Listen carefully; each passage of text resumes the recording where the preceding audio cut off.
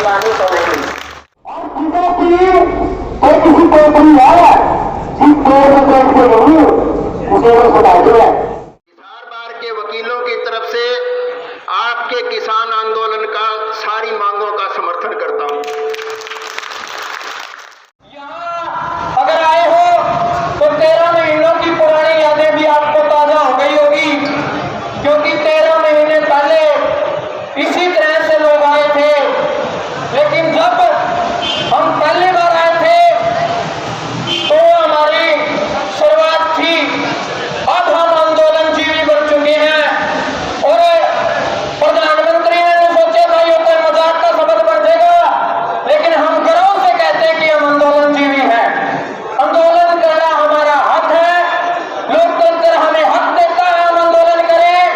और उस आंदोलन को इस पूरे के पूरे संयुक्त किसान मोर्चा ने शांति प्रिय रखा है। इसके लिए बधाई के पात्र आप किसान और मजदूर हैं दोस्तों। आज सभी लोग किस चीज के लिए लड़ रहे हो? कोई भी अपनी निजी लड़ाई नहीं लड़ रहा। बहुत लोगों को ऐसा लग रहा है कि हम निजी लड़ाई के लिए लड़ रहे हैं।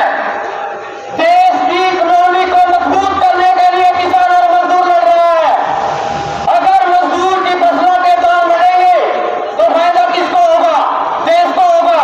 लेकिन आप समझते हैं कि ये मोदी की सरकार जो है वो आपको आंदोलन नहीं करने दे रही। ऐसा कुछ नहीं है।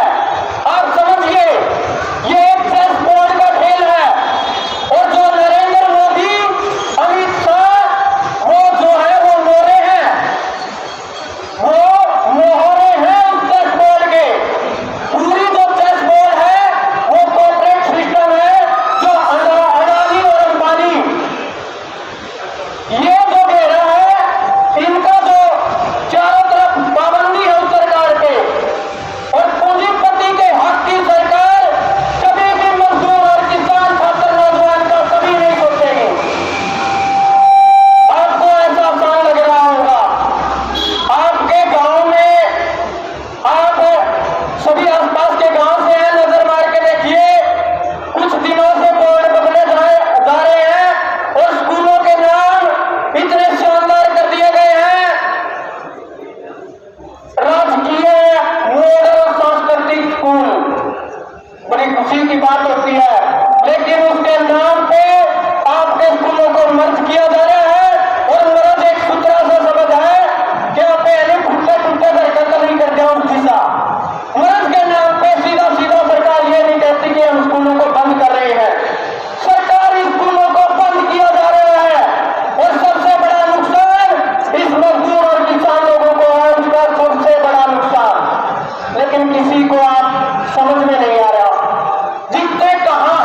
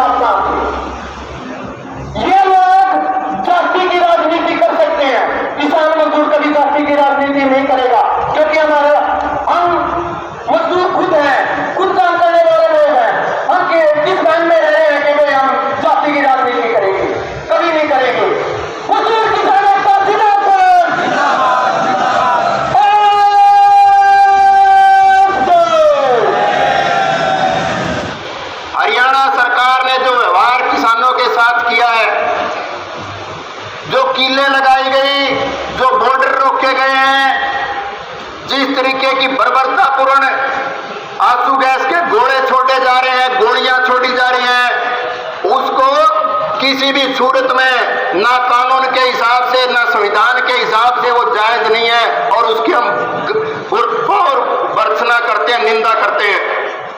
और ये कहना चाहते हैं हरियाणा सरकार को कि हाई कोर्ट ने भी आपको ये कहा है कि ना ही तो किसानों की कोई मांग हरियाणा सरकार से है, ना हरियाणा सरकार का कोई लेना देना है। सरकार का मुकाबला केंद्र वाली सरकार का मुकाबला किसानों के साथ है। हमारा मुकाबला मोदी गला है, खट्टर गला नहीं है। और खट्टर ने ले रखे उड़ता तीर, बिना काम का उड़ता तीर ले रखे, इसलिए हम ये कहना चाहते हैं उस उड़ते तीर ने छोड़ दे, फायदा रहेगा। और हाईकोर्ट ने भी यही कहा कि आपके रास्ते से गुजरने वाले थे और देश के संविधान में लिखा है कि देश के अंदर देश का नागरिक वो किसी भी जगह पे जा सकता है, उसको देश में कोई रोक नहीं सकता, ये मौलिक अधिकार है हमारा। तो जिस ढंग से रोका गया ये बिल्कुल नाजायज है, बिल्कुल गलत है और हम ये मानते हैं कि हाईकोर्ट भी शायद कोई ना कोई फैसला जरूर सुनाएगी।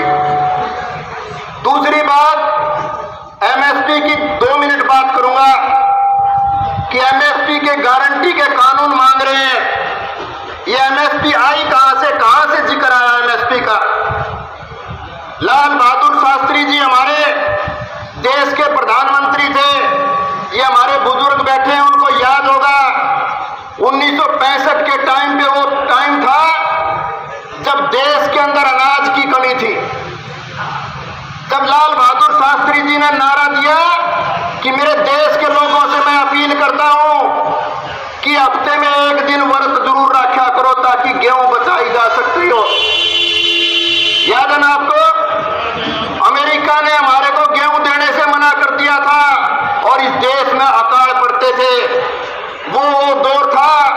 और उसी टाइम का एक बात और थी कि पाकिस्तान के साथ हमारा युद्ध हुआ, उस की वजह से हमारे देश के अंदर अनाज की बड़ी भयंकर कमी थी। इस बात का हल निकालने के लिए लाल बहादुर शास्त्री जी ने एक कमीशन का गठन किया और साथ साथ इस देश के साइंटिस्टों से, इस देश के कृषि वैज्ञानिकों से, इस देश की यूनिवर्सिटियों से यह आह्वान किया कि आप ऐसा कोई प्रबंध करो कि इस देश में अनाज की कमी नहीं रहनी चाहिए। साथ साथ देश के किसान और मजदूर से भी आह्वान किया कि आप खेत के अंदर मेहनत करो, मजदूरी करो, हम आपका साथ देंगे। उस दौर में लाल बहादुर शास्त्री जी ने यह कहा कि जो भी आप पैदा करोगे उसके खरीदने की गारंटी सरकार की होगी और उसके लिए एक मिनिमम सपोर्ट प्राइस की इतना न्यूनतम रेट फसल पैदा करने से पहले, फसल बोने से पहले ये घोषणा की कि इतना रेट हम देंगे। उस टाइम से ये एमएसपी लागू हुआ 1966-67 में। वो एमएसपी लागू होने के बाद आज तक चल रहा है और आज हम ये क्या कहना चाहते हैं कि हम एमएसपी की गारंटी का कानून मांगते हैं। आज दैनिक भास्कर के अंदर एक बहुत बड़ा लेख आया, एक बहन थी कोलंबिया यूनिवर्सिटी की, उसने बहुत डिटेल में बताया कि सरकार तो कंगाल हो जाएगी। हम ये कहना चाहते हैं बिल्कुल निरर्थक बातें करने की जरूरत नहीं है। एमएसपी की गारंटी का कानून मांग रहे हैं, इसका मतलब ये नहीं है कि सरकार ने खरीदनी है सारी की सारी। हम ये कहना चाहते हैं कि कोई भी प्राइवेट कंपनी खरीदे उससे कम रेट किसान को नहीं मिलना चाहिए। सरकार खरीदे ना खरीदे वो सेकेंडरी बात है, एमएसपी की गारंटी हो कि इतने रेट से कम नहीं होगा। आज देश में 23% किसानों को 23% किसानों को एमएसपी का रेट मिलता है, सिर्फ 23% किसानों को। और ये हरियाणा पंजाब के लोग जो सबसे ज्यादा आंदोलन कर रहे हैं, इनको सबसे ज्यादा एमएसपी का फायदा मिलता है, सबसे ज्यादा। और हम ये कहना चाहते हैं कि एमएसपी की गारंटी के कानून के लिए जितना पैसा चाहिए उससे कई गुना पैसा लाख करोड़ रुपए बड़े बड़े पूंजीपतियों का पिछले 5 साल में माफ कर दिया, 19 लाख करोड़ रुपए। इतने पैसों में इस देश को हर किसान और मजदूर को एमएसपी का गारंटी दी जा सकती है। दूसरी बात, इसके साथ साथ देश के कृषि बजट का 1 लाख करोड़ रुपया जो हमारे कृषि बजट में अलॉट हुआ, वो 1 लाख करोड़ रुपया खर्चा नहीं गया, वो वापिस चला गया।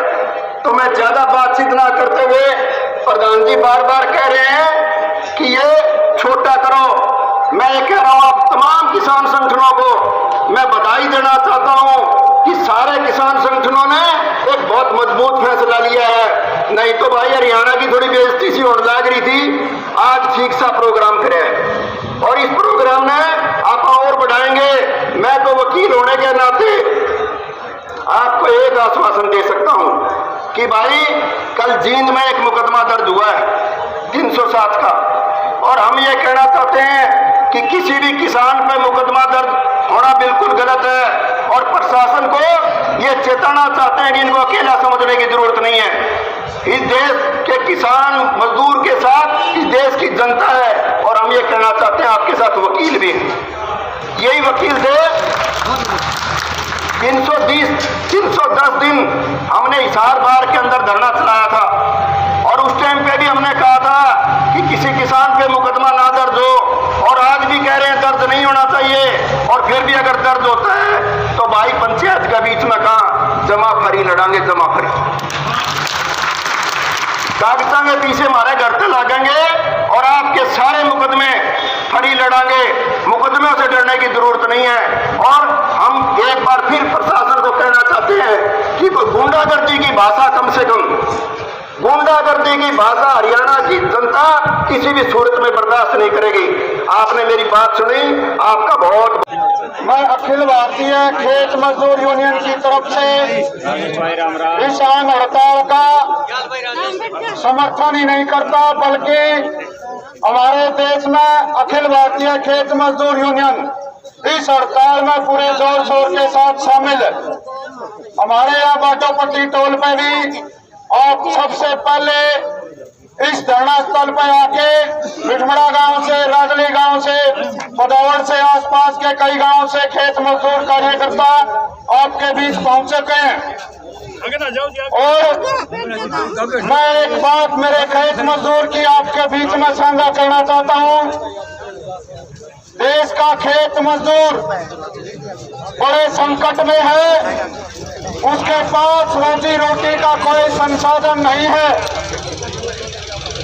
ना ही इस देश में उसके लिए कोई कानून। अगर मैं कड़वी बात भी कहूं, आपके खेत में दिहाड़ी पे, सीरी पे या संजय में कोई खेती करता है, उसके साथ कोई दुर्घटना या उसका सिर मारा जाए, कोई कानून नहीं है उसका। अगर इस देश में एक किक्कर का या किसी पेड़ पौधे की टहनी भी टूट जाए, उसका भी इस देश में कानून है। हम वो लड़ाई भी साथ में लड़ रहे हैं, और वो मान सम्मान की लड़ाई, सामाजिक समरसता की लड़ाई, भाईचारे की लड़ाई भी आपके साथ में लड़ रहे हैं। दूसरी बात ये है, हमारी जो सबसे जरूरी है, ये बीजेपी की सरकार जब से देश में आई है, इन्होंने हमारे संवैधानिक ढांचे को खत्म कर दिया, देश की संसद को खत्म करने की कोशिश कर रही है, देश की सर्वोच्च न्यायालय को खत्म करने की कोशिश कर रही है। आप सब लोगों ने समझना होगा, जब तक ये मौजूदा सरकार देश से बाहर नहीं की जा सकती, देश की सत्ता से बाहर नहीं की जाती, जब तक देश के मजदूर और किसान का भला नहीं होने वाला। आप लोगों को बड़ी व्यापक एकता के साथ इस सरकार को सत्ता से बेदखल करना पड़ेगा। आज हम पूरे देश में किसान और मजदूर अपने जिंदगी की लड़ाई लड़ रहे हैं, किसान एमएसपी की लड़ाई। उसने ठीक समर्थन मूल्य मिले उसकी फसल का, उसकी फसल मंडी में ठीक भाव में बिके, आसानी से बिके, उसमें खाद सस्ता मिले, बीज सस्ता मिले, खेती में बहुत ज्यादा नुकसान इन लोगों ने कर दिया है। हमारी खेत मजदूर यूनियन आप सबकी इन मांगों का समर्थन करते हुए आज की हड़ताल का दोबारा से फिर समर्थन करती है। और जब भी आप लोग आह्वान करेंगे, खेत मजदूर यूनियन कंधे के साथ कंधा मिलाकर आपके साथ शामिल होगी। आपने मेरी बात सुनी, आपका